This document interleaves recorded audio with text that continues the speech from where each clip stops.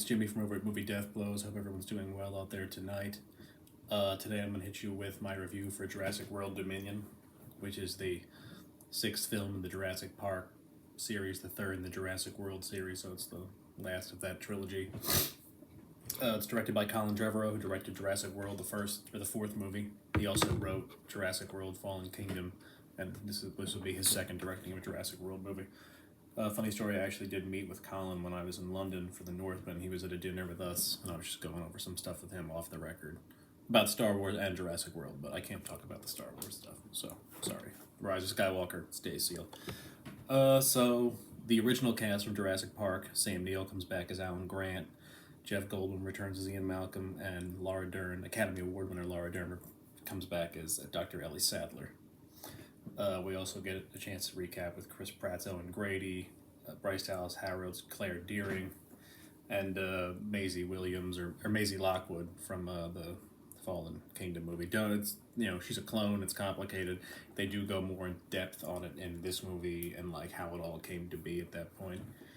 Another returning character is Dr. Lewis Dodson, played by Campbell Scott, who you'll know from House of Cards. He was on Billions this last year. He was on Damages as well. So, I mean, he didn't portray Dodson in the Jurassic Park movie. So, I mean, if you haven't gone back and watched Jurassic Park, the first one, Dodson is who meets with Dennis Nedry on the island, who's going to, give him the embryos to transport off, and that's really how that whole movie gets going. He was played by Cameron Thor in the original Jurassic Park movie, but I think he's in jail for some kind of thing, and he obviously did not reprise his role for this, so Campbell Scott came on board to portray Dodson. You'll remember that scene where Nedry's sitting at breakfast, and he's like, "Yo, Dodson, we got Dodson here, Dodson." So nobody cares, nice hat. You trying to be 007? That guy. So, I mean, if you haven't caught up with Jurassic Park or watched it recently, that's who he's playing. And he's got like this weird like Zen thing to him where he's being like a Tim Cook, Steve Jobs kind of CEO. So he's the CEO of a company called Biosin. And they're the ones that have really taken over like the dinosaur storage and like protection of the species now that they've been released into the wild. And it gets a very convoluted plot where there's like, giant locusts that are wiping out crops all over the world, and there's like an ecological, biological destruction of crops and food going forward, and we don't know how to fix it. That's really like the main plot of this movie.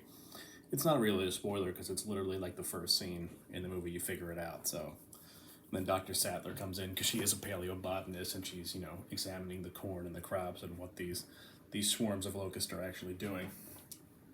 And then once you see like Biosin isn't like this innocent company, they're actually manipulating all the things behind the scenes to do God knows what with these embryos and create all kinds of hybrids in that way. It's not, let me just preface this by saying I'm a huge Jurassic Park fan. I remember getting the first one on VHS for Christmas in 1993 and watching it with my mom, my brother, and my dad, who I had I brought my mom and I brought my dad and my brother to this premiere, and it's very special when we get to see stuff like that together. That we were like young, we were kids and we got to watch with our parents. The first one scared the shit out of me. I was that first scene where the rat was just eating that park worker. I was watching it like this. I mean, I was like 6 or 7 at that point, but that was, I was scared. We never saw like a dinosaur movie like that before, but this is not a very good movie. Jurassic World Dominion it falls very flat. So I mean, Fallen Kingdom, I was a fan of. Jurassic World, I loved. I thought it was a great start for a new trilogy. And then, like, Fallen Kingdom, they kind of went off the reservation with, like, an auction of dinosaurs. And they're, like, manipulating species and genetically enhancing these dinosaurs, which is fine. But you can't do it 3 movies in a row at that point. You know what I mean? So, I mean, Jurassic World Dominion, it's easily it's probably up there with Jurassic Park 3 is the worst in the series. That's what I'll say. And it's not that it's a bad movie, but it's definitely not a good movie. It's just a movie that's kind of there. It felt like they just made it to make it. And the script seems super weird.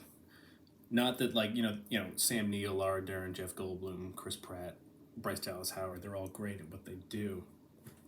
It just seemed like their performances felt forced, and they really weren't into it that much. It kind of it kind of felt like a Taika Waititi script from like Thor Ragnarok, where he really just let Hemsworth and all them just improvise and just go with it, and it worked. That ended up working that way. But this seems like they improvised, and it just didn't work at all. The performances fell flat. It didn't feel like there was actually they were actually involved in the movie. Like Goldblum, Neil, and Dern are just kind of there. It felt like they came back just to come back. And you know, I love seeing them on film. Alan Grant is one of the coolest looking dudes around.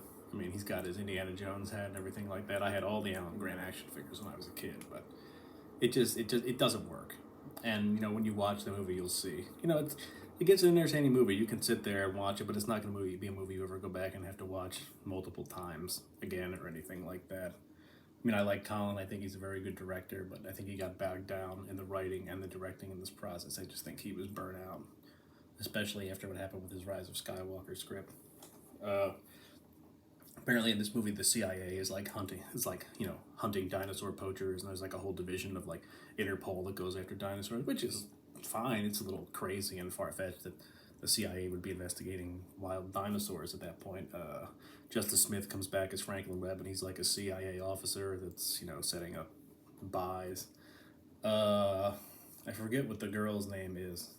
So DeWanda Wise is the newcomer. She plays Kayla Watts. She's like an Air Force pilot that runs into the gang, and she gets involved. She's actually probably one of the best parts of the movie. I mean, I don't, you know, she kind of feels like a Han Solo character at that point. Like, she doesn't want to get involved. She's not really that great of a person, but then she becomes one at a certain point.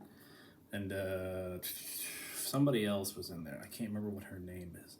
She was in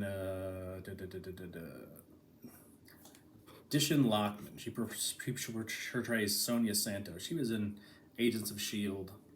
as Daisy's mom, and she was also in Altered Carbon. You'd know her for Star. She's like a dinosaur poacher slash auctioneer slash seller. I don't know why the auctioneers and sellers keep showing up at a certain point, but they do. Owen Grady has a super weird storyline where like the movie starts off and he's like living like a Yellowstone life, like out in the woods in a cabin, and he's wrangling dinosaurs on horseback for some reason. They never really explain why, and then he just goes, and it just goes into the movie from there. Blue, the raptor from the first two movies, is back, and she has a baby, which becomes another big, you know, part of the movie you'll see going forward. I mean, B.D. Wong also comes back as Dr. Henry Wu, who's like the Dr. Frankenstein of all these mutated hybrid dinosaurs at that point. And you guys will see it when it comes out tonight. The movie's just not good. I mean, I don't want to say I was let down by it, but I don't know how high my expectations were for it. I thought it would be decent. I thought it would be better than the second one because Colin was coming back to direct, and I really believe in his vision because I know how much he believed in it at that point. But it just didn't work. The performances were not great. The script was bogged down with nonsense. You know, it really felt like, you know, apparently if you come across a dinosaur, if you just go like this and put your hand up, they'll just stop, and then everyone's just kind of like putting their hands in dinosaurs' faces and they're not being murdered. But then like, if you don't do that, apparently you just get chopped in half at a certain point. It just felt weird. So, I mean, Jurassic World Dominion gets a probably 2.5 out of 5 from me. I'd probably go down to a 2 if I didn't love Sam Neill, Jeff Goldblum, and Laura Dern for a certain point. But that's what it is. One of the best parts of the movie, I forgot to mention, was Mamadou Athai. He played Ramsey Cole, who was the head of communications for Bison. He was actually in Underwater randomly, but he's actually probably the best part of the movie. And you'll see he's got a good storyline going on there. You'll see when it goes off. There's a lot of callbacks to the original. You know, you see the shaving cream can from the first one. The Lavasaurus is back, which plays a part, which is kind of cool at how it ends. You guys will get to see it, but like I said, go see it. It might be worth seeing. I'm gonna see it again when it comes out, regardless, just to watch it again because I love Jurassic Park movies. But it's not that good of a movie. It gets a 2.5 out of 5 from me, maybe a 2 if I'm being honest. But I kind of don't want to be mean about it. Go see the movie. Let me know what you think. Hit that like and subscribe button. Follow me on YouTube, TikTok, Twitter, all that fun stuff. Okay, thanks guys. Bye.